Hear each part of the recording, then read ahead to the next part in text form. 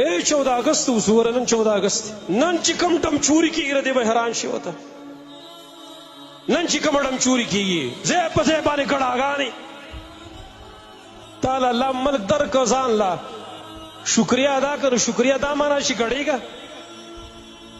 رسول الله صلی الله علیه وسلم شکریہ ادا کړی دا غي شکریہ تعالی دې دا چې هغه څنګه شکریہ وا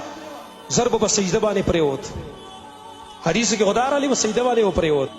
ټیک ټاک باندې ویډیو جوړه کا خدا ورسته ځان تیار کوره دومره وکړه چې بیا ته برداشت کولای شي زمارونو ګناه لري دومره وکړو چې خو برداشت کولای شي ګناه به څوک برداشت کړي ګناه سزا به څوک برداشت کړي لہذا زما ټول ورونو ته دا راخاست یار څوک چې زما आवाज اوري خپل ایمان خپل اسلام د یو څو منټه د لذت لپاره د یو څو منټه د خوند لپاره مه خرابوئ خپل ایمان دا په داو باندې مه لګوئ د خپل ایمان سودا مه کوئ لږ حیا لږ عزت لږ غیرت په ځان کې پیدا کوئ د دې شي مکمل اجتناب وکئ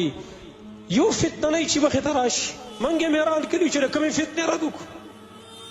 نوې نوې فتنه هره ورځ راځي نوې نوې فتنه هره ورځ راځي فلان فتنه فلان فتنه فلان فتنه او بیا تاسو وګورئ دا نتیجه وګورئ چې معمولی د خوشحالۍ موقع چاته میلاویږي بس د یو په ګډا کېږي معمولی د خوشحالۍ موقع مخکې ما تاسو ته ویلي که نه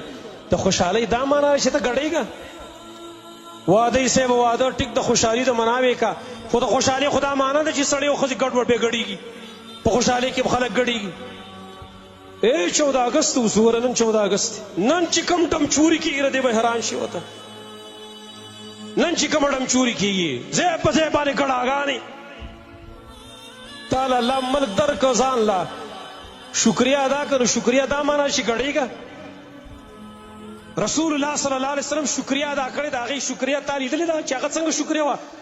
ضرب په سجده باندې پریوت حدیث کې خدا علی په سجده باندې و پریوت 2 رکعات منځ وکا الحمدلله ویوا زمونږه د خلکو شکریہ تا معنا را چې بهر تر اوزا په سړک باندې په گاڑی کې په ډګ باندې ګاډ په هاي سپیډ باندې ولګواو ګړاګانې وته شروع کا زدي الکان ته رانه